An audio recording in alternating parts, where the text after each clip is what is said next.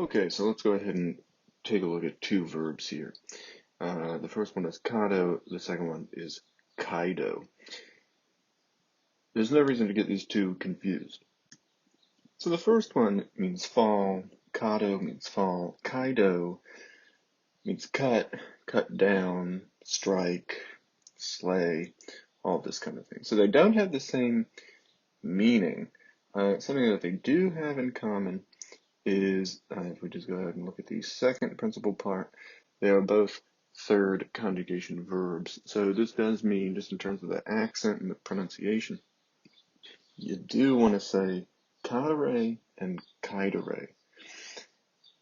Do not say cadere and caedere. You're making it sound second conjugation if you pronounce it like that. So it's cadere and caedere with the accent on the first syllable in each case.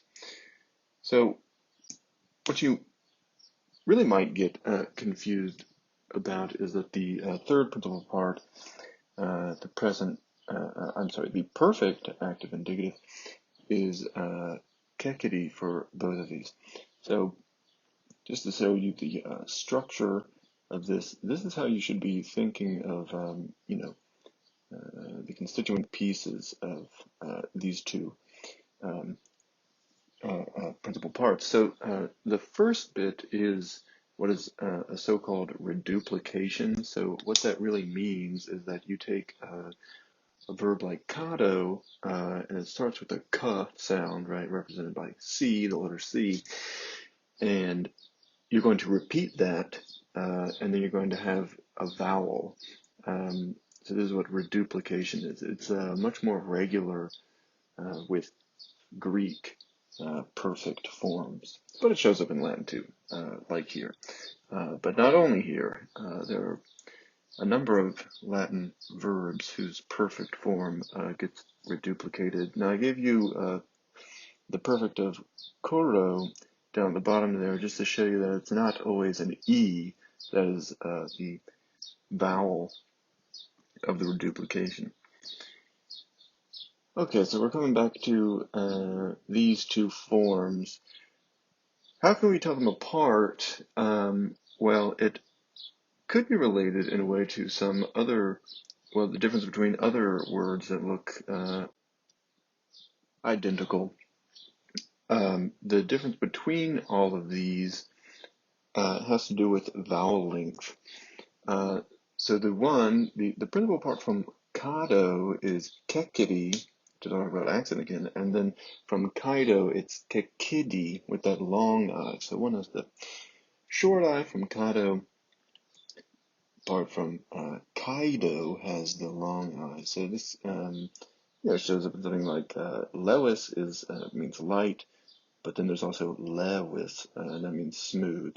And then if you have motus, this and other fourth declension nouns, they're going to have a lengthening in that in their ending there to show you that it's no longer nominative singular, but motus could be genitive singular. If it's plural, it could be nominative or accusative. So let's look at an example of this verb from literature. So this is the end of Catullus 11. Just to give you some context, he's upset with his girlfriend at the end of this poem, or throughout the whole thing. And so what he says here is, let her, this is who the respectet refers to, his girlfriend, is let her not look back on my love like before, my love which, this qui there, that's going to refer back to this meum morum. It's going to be the subject of the relative clause. My love which by her fault, ilias culpa, fell down, right? And so from cado, just like a flower, and then this the phlos there gets further defined by prati ultimi. It's the flower of the most distant meadow. After tactus est, the subject of this is phlos. After it has been touched by a plow passing by. Okay, there you have that. So let's finish up the principal parts here. Cado, cadere, cecidi, and casus. And then we come over to caedo, caedere, cecidi, and caesus. How are you going to remember these? Well, let's just get some derivatives going. From cado, we get the word case, like that, it is in fact the case that, whatever. But also, case like nominative, genitive, etc. Chance, the word chance ultimately goes back to cado. For caedo, you're going to want to look for some kind of a cut meaning, which is easy to see with incision.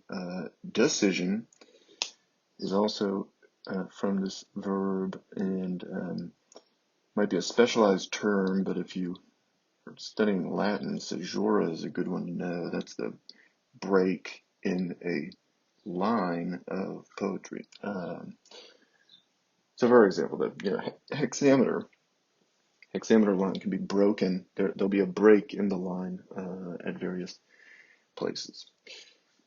Okay, so there you have it.